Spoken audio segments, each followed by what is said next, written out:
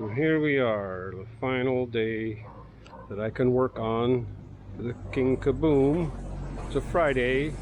Tomorrow's Saturday the 2nd, and we're going to be in another lockdown, but these already got 52 lovely tires, all bottled up, roped together with a constrictor knot, inner tubed over to protect it from UV rays, and she's ready to take down in 5 tire sections and assemble down at the Parola and replace our failing blue bottle boom. It seems like I've been working on this one a lifetime. This was really a chore. And I'm getting pretty efficient at it, but still, just very time consuming. Check the termination on the end here with the PCV pipe drilled through the tires.